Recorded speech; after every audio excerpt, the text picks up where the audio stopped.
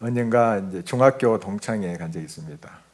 이 수도권에 있는 저희 그 중학교 동기들이죠. 시골에서 제가 올라온 지가 꽤 오래됐고요. 그리고 영국 생활도 했었기 때문에 그 고향 친구들을 좀 만난 적이 꽤 오래됐습니다. 그래서 한 40년 이상 된 것 같아요. 얼굴이 기억나는 친구들도 있습니다. 그런데 전혀 모를 것 같은 그런 친구들도 있더라고요. 같이 운동장에서 놀기도 하고 했을 텐데 40년 이상이 되니까 좀 내 기억 속에 잊혀진 그런 친구들이 있어요. 친구들도 이제 저를 그렇게 또 생각하겠죠. 그리고 여학생들은 아무도 모르겠더라고요. 여자 동기들은. 예, 그만큼 제가 공부만 했나 봐요. 어쨌든 이제 같이 식사를 하면서 이름을 부르잖아요. 누구야 누구야 하면서. 그러면 빨리 그 이름을 귀담아 이렇게 듣고 얼굴과 이렇게 연결시키도록 이렇게 애를 썼습니다. 했는데 이 모임에 그 술을 많이 마시더라고요. 그래서 술이 이제 거나 이렇게 취하게 될 때 한 친구가 저에게 목사가 따라주는 술 좀 마셔보자 그러더라고요.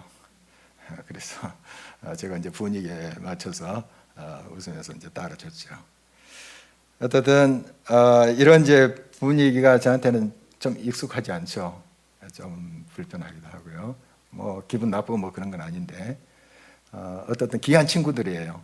귀한 친구들이고 그 이제 식사 시간이 끝난 다음에 노래방 가더라고요.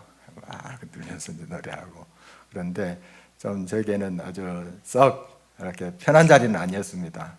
그래서 한 2번 나갔던 것 같아요. 2번 나가다가 좀 이렇게 안 나가게 된 지가 꽤 됐어요. 됐는데 마음 한켠에서는 그래도 또 고향 친구들인데 오랜만에 또 만나고 그러는데 가야지 하는 생각을 하면서도 그냥 마음 분이 되고 말았습니다.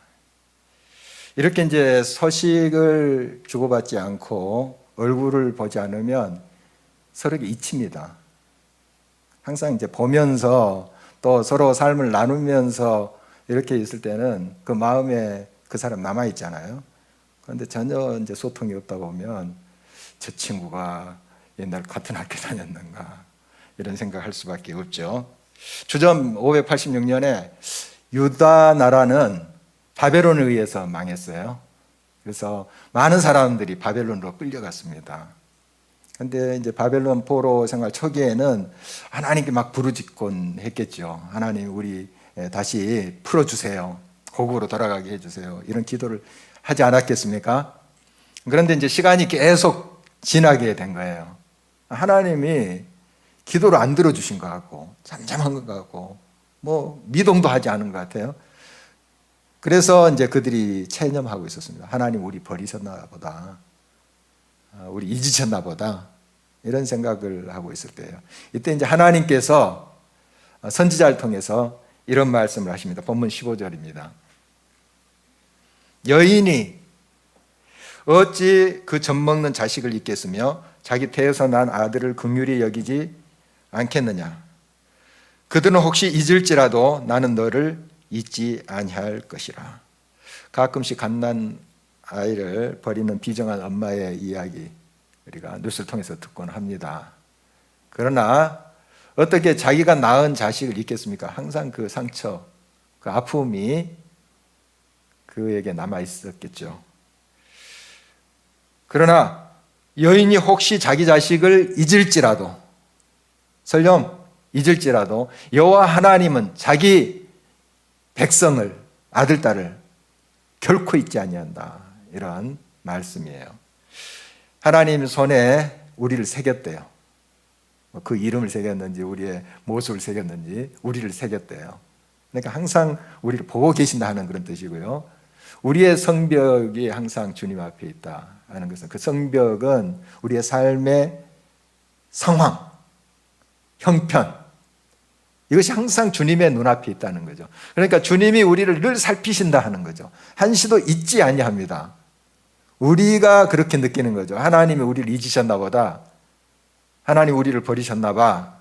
이렇게 생각하지 하나님은 결코 우리를 잊지 아니하신다 하는 것입니다. 사도 바울이 전도할 때 얼마나 열심히 했습니까? 이것저것 돌아다니면서 말씀 증거하고 가는 곳마다 교회가 생겨나고 이렇게 활동했던 이제 사도가 바울인데요. 2차 전도여행 때 이제 드디어 지금 유럽 쪽으로 갑니다. 유럽의 이제 첫 관문이 빌립보라는 것인데 거기에 귀신 들린 여인이 있었습니다. 점을 곧잘 쳤어요. 그래서 돈벌이가 짭짤했습니다. 성경 보니까 주인들이 하고 복수가 나와요. 그러니까 주인들이 많았어요. 거기에 수입이 이제 많았기 때문에 그걸 또 나눠 가졌나 봐요. 바울과 실라가 보니까 너무 불쌍한 거예요.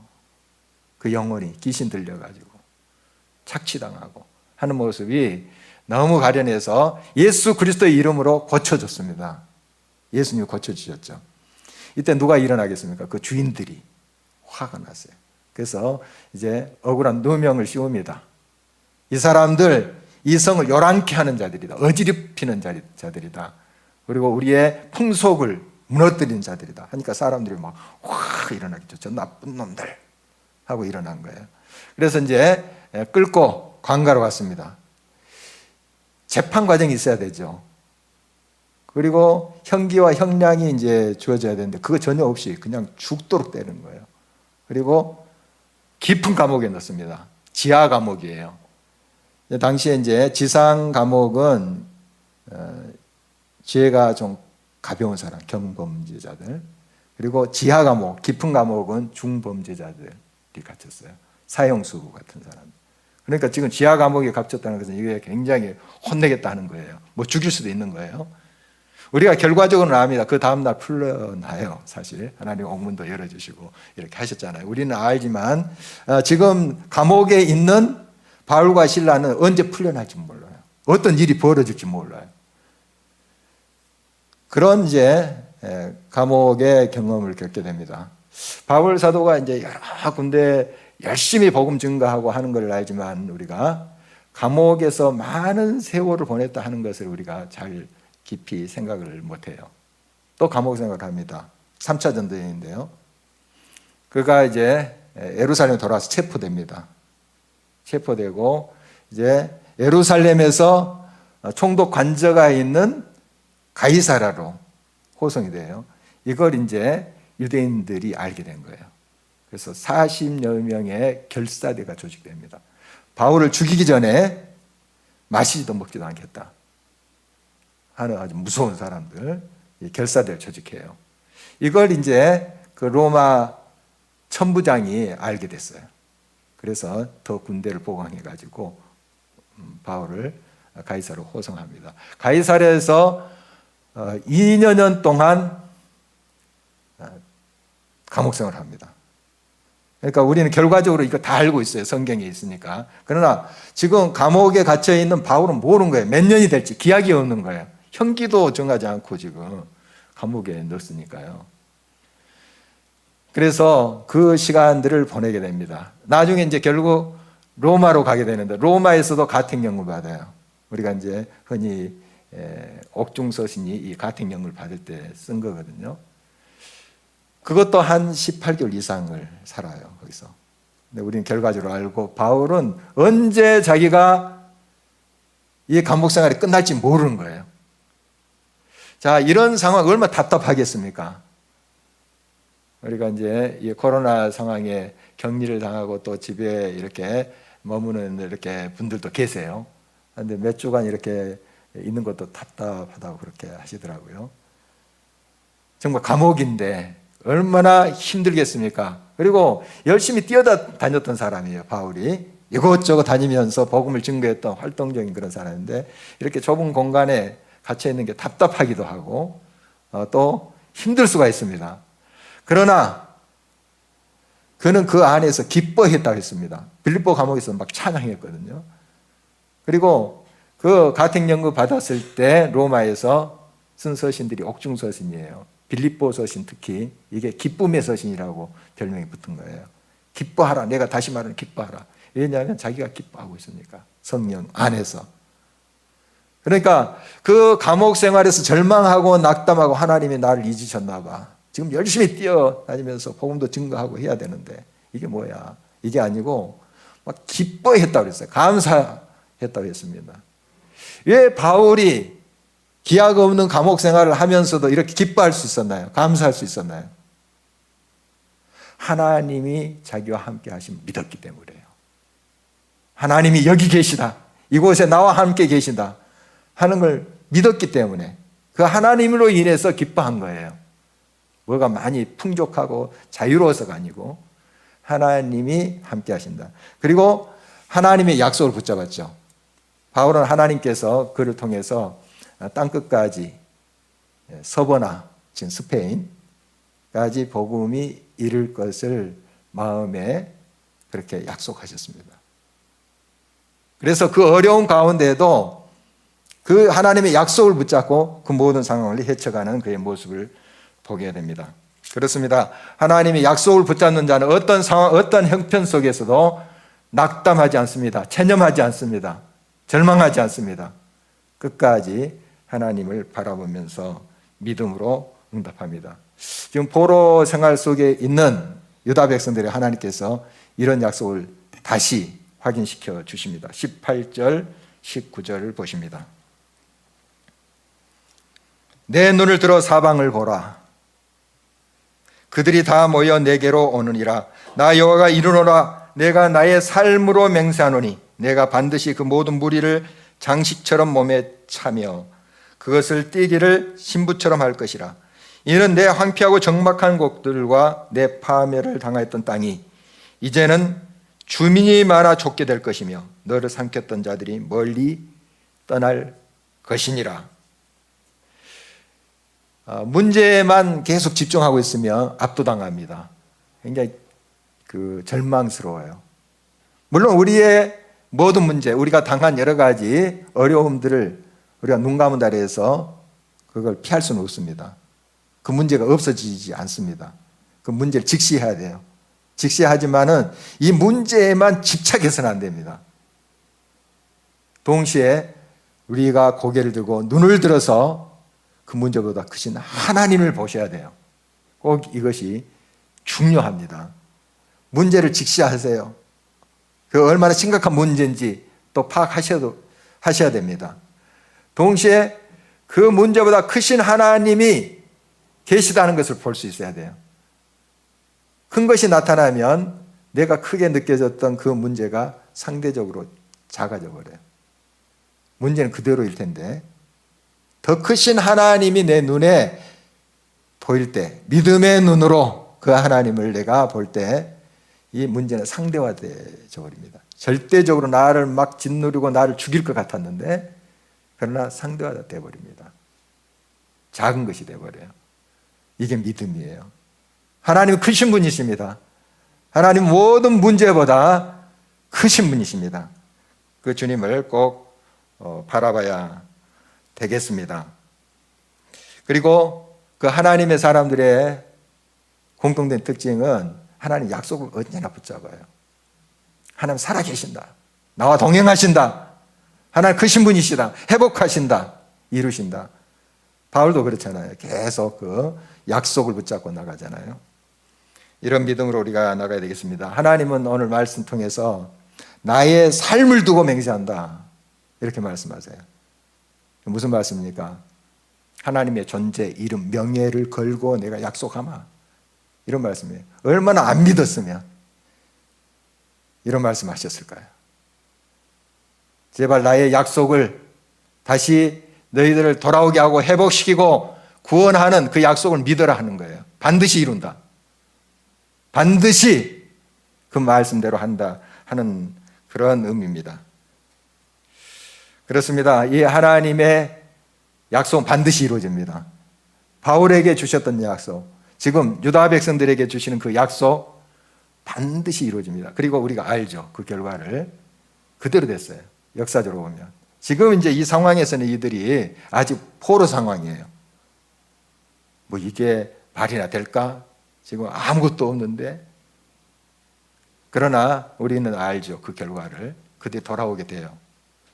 여러분, 믿음으로 끝까지 약속을 붙잡는 자는 그 약속의 성취를 목도하게 될 겁니다. 분명한 하나님의 역사예요. 저와 여러분들에게 이런 무궁무진한 하나님의 약속이 있다는 것을 꼭 기억하세요. 호주의 퀸스랜드에 있는 모르간산이라는 것이 있대요. 거기에 이제 원소유자들이 있었는데 굉장히 헐벗고 가난하게 살았대요. 막 굉장히 민둥산이고 정말 초급목피하면서 살았대요. 원소유자들. 근데 그래서 이제 그 땅이 별로 쓸모없다 해서 팔았네요.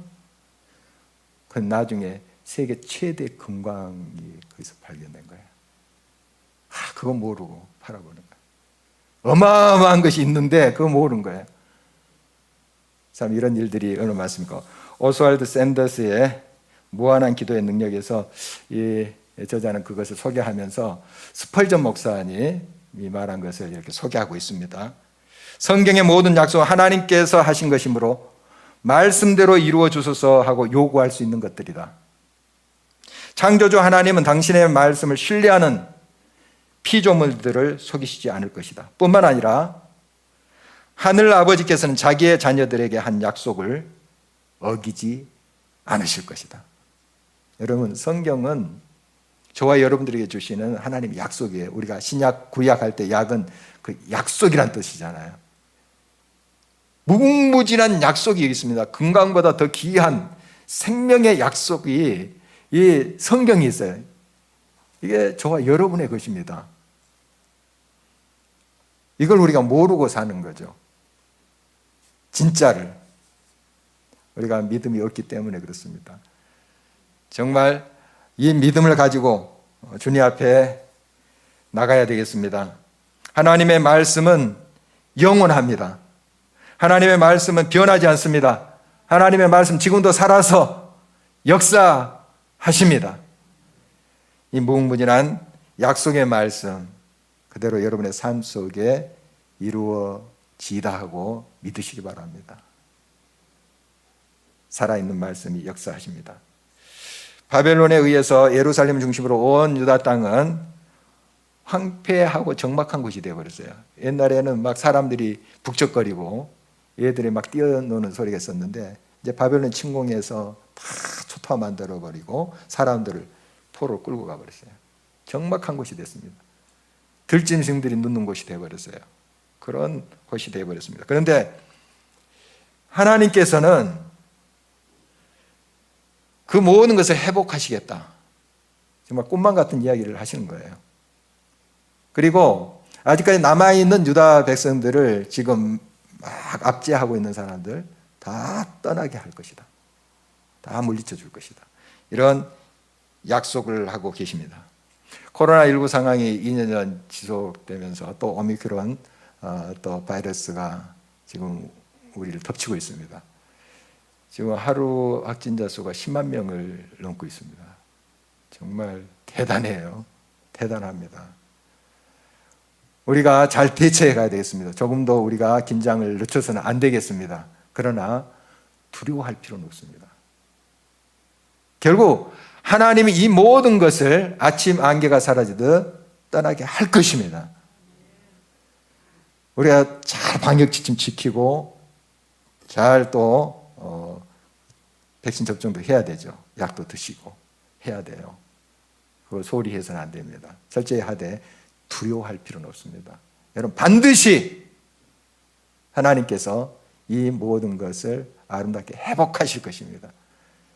이 날을 보면서 우리는 믿음으로 주의 약속을 붙잡고 가는데 지금 우리가 해야 될 것은 이런 상황 가운데서 점점 하나님께 가까이 가는 거예요. 그런데 안타깝게도 이 코로나 전국에 점점 하나님으로부터 멀어지는 경향이 있어요. 점점 신앙이 더 해이해지는 경향이 있어요. 참 안타까워요. 이런 시간일수록 더 깨어서 하나님 앞에 더 가까이 가야 돼요. 절호의 기회입니다.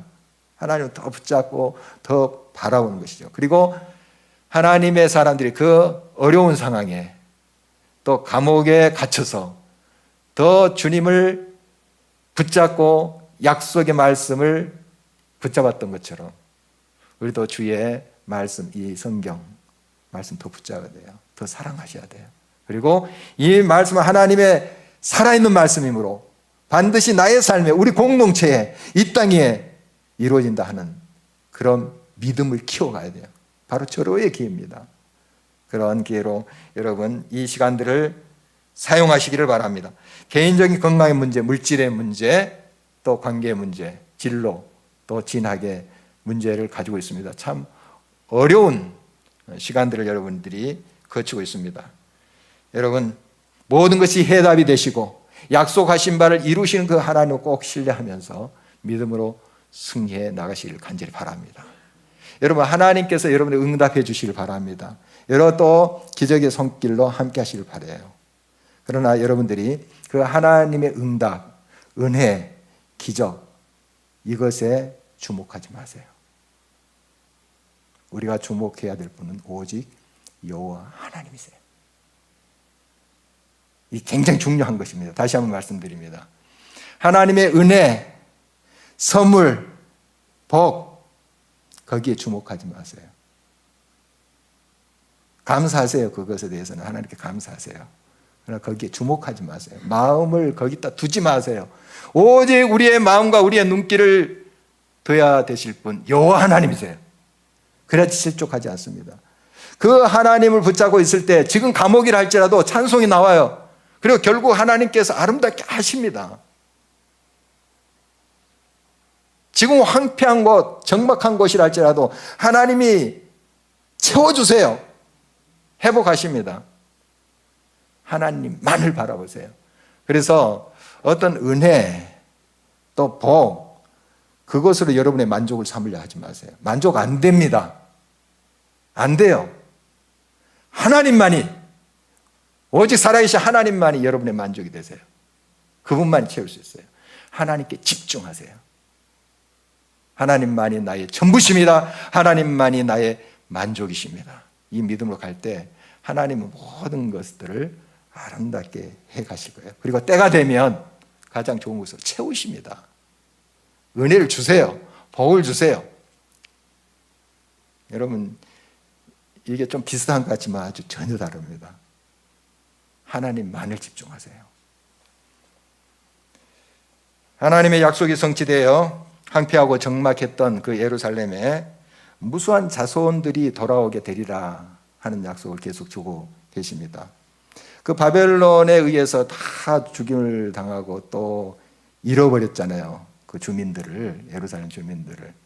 근데 이제 우리 없다 이랬는데 회복의 때 막 이곳저곳에서 몰려오는 그런 약속을 지금 주고 계십니다. 도무지 믿기지 않는 그런 일들이 벌어지게 하리라. 이게 하나님의 약속인데요. 22절, 23절 계속 주목하십니다. 주 여호와가 이같이 이르노라.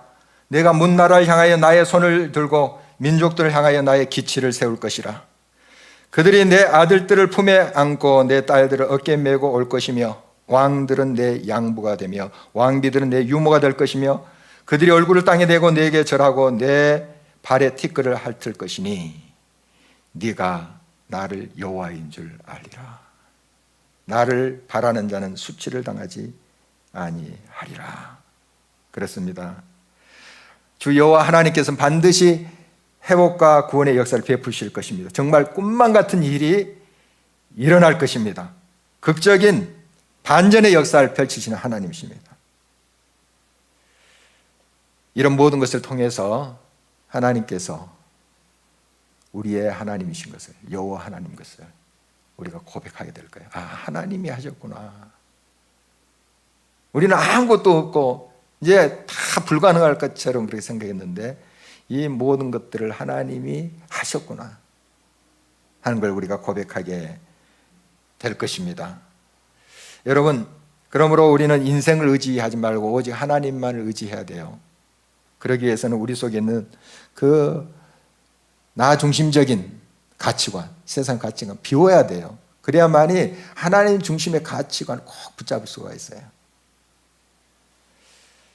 주 313년 로마 제국이 이제 기독교를 국교로 공인한 그런 해예요. 참 놀라운 일이죠. 한 300여 년 동안 이 로마 제국이 얼마나 기독교를 박해했습니까? 많은 사람들을 고문하고 많은 기독교인들을 죽이고 한 거 우리가 많이 듣고 있죠. 그러나 313년에 이제 콘스탄티누스 이제 황제가 우리는 이제 다 기독교를 믿는 나라다 하고 선포를 하잖아요. 참 놀라운 일입니다.